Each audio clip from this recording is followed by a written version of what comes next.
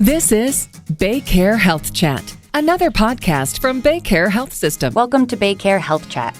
I'm Caitlin White, and in this episode, we are talking about techniques for balancing work, life, and exercise with Dr. Fred Bredin Jr., a family medicine and sports medicine physician with BayCare.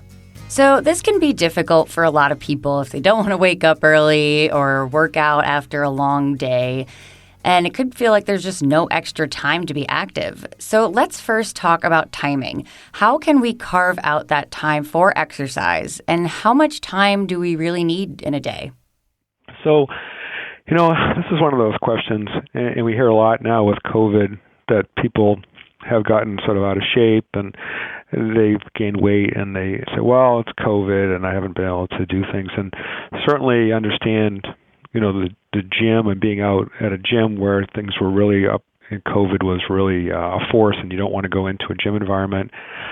But I think the key is, for exercise, it's one of those things you really have to make a priority. So you have to really look at your week ahead of time and look at those small gaps of time where you think you might be able to fit in some exercise in your schedule.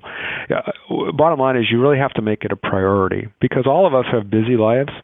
And if you really look at our schedules, a lot of times you're like, there is nowhere in the entire schedule I'm going to fit in a workout. But if you look under a microscope and really look at it like, okay, maybe on the lunch hour I can go out for a 10-minute walk. Or maybe after work, I've got about an hour before I have to pick up my kids from soccer practice.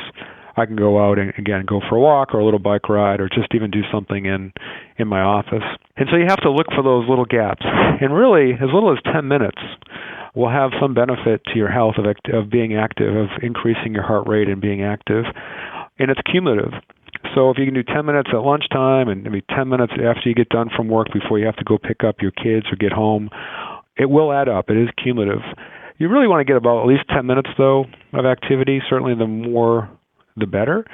But it doesn't have to be going out and running 5 miles. It doesn't have to be vigorous. It just has to be, moderate. And some people will have a staircase in their office and they can do stairs. So they'll take 10 minutes before they go home from work. They'll bring some shorts and a t-shirt, some sneakers, and they'll do stairs in their hallway for, 10 minutes. That's pretty vigorous. I mean, that's a pretty good workout. And it only took you 10 minutes to do it, and it will have health benefits. But you really have to make it a priority. You have to say, listen, this is my time, and even though it's only 15 minutes today or Tuesday or Thursday, I'm going to take that time. I'm going to squeeze it in because I understand that the benefit of it for my health is that important that I have to make time for it. If we put it off, and there's always something that's going to take its place, right? There's always something else that will come and take its place. Well, let's look at the activity itself. What are some good exercises to start out for those who are just trying to get back into the groove? I think walking is a tremendous exercise, and I realize there are people that do have health or orthopedic issues that don't allow them to do long distances, and that's okay. But I can tell you, there's a tremendous benefit from just walking. And even if you go to the mall, say it's too hot outside, we just talked about that a little bit, you can go to the mall, right, and you can walk in the mall. The benefits of walking are so underrated. People think, it's just walking. It's really not going to do much for me. But there's been plenty of studies that show there's a significant benefit to simply just going for a walk. And it's easy, right? You can literally go out your front door. You start off slowly, and say you have an issue with your hip or your knee, and you can go for 5 minutes and it starts to hurt. You have to take a break. It's okay. You can take a break. Take a 5-minute break, and then go back to it. And then, take a break again if you have to. It's okay to stop. It's just you want to be active. You want to get out there and do it. So I think walking is a tremendous exercise, and most of us can walk. If you are someone who really walking really hurts a lot, their hip or their knee, or ankle, you could be a stationary bike or a recumbent bike or a regular bicycle. That's a great exercise. Rowing machines are a great workout as well. So I think any of those things can be an option for people to get active. You start slow, start easy, and take your time and make it fun. It has to be something you enjoy doing. If you don't like it, if it's not enjoyable, you're not going to do it. The other thing is, whether it's your spouse or partner or friend, you really try to get someone else involved with you, because there are times where you're just not going to feel like it, right? If you can get a friend to say, okay, listen, I know we're not really in the mood, but let's go. Come on, let's go for that walk, or let's go for that bike ride. Having a spouse or friend to motivate you on those days where you don't feel like doing it, and vice versa, can be really helpful to keep each other going. What are some misconceptions about exercise that you think people have that we could clear up here?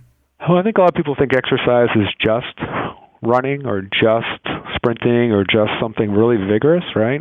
But I think any activity just gets you moving.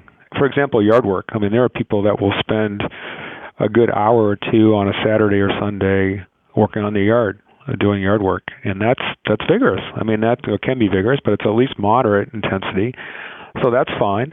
I think the biggest misconception is when we say for folks to exercise, is we mean to run or to go hiking, and that's not necessarily what we mean. We just want you to get moving.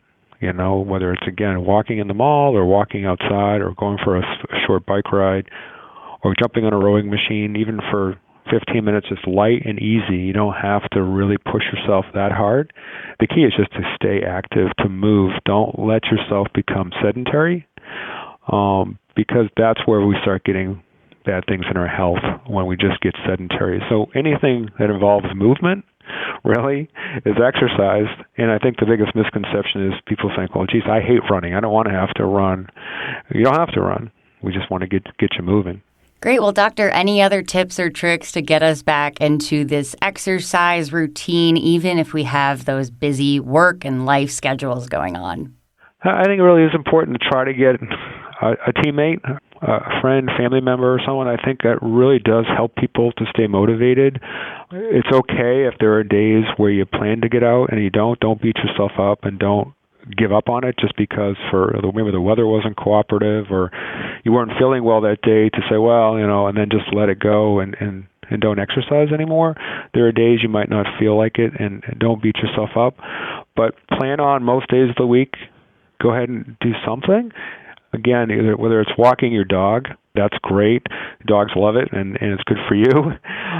And really getting a partner or two that has a similar goal, that likes the activity that you're talking about doing. Feel free to mix it up, maybe one day for a bike ride, one day for a walk. You don't have to do the same thing over and over again. Make it interesting. And again, having a family member, doing it with a family member or friend, I think really you help each other to keep each other motivated. And hopefully you get to the point where you really look forward to it, and to the point where you almost feel guilty when you don't go out and run or walk or bike ride or something. That's when you know you've sort of made it, when you actually get that point where you feel guilty for not doing it. Well, thank you for these tips, doctors. It's so important to make exercise a priority. I mean, it's your health and your life insurance combined into one. Head on over to our website at baycare.org for more information and to get connected with one of our providers. Please remember to subscribe, rate, and review this podcast and all of the other BayCare podcasts. For more health tips and updates, follow us on your social channels. This has been another episode of BayCare Health Chat. I'm Caitlin White. Stay well.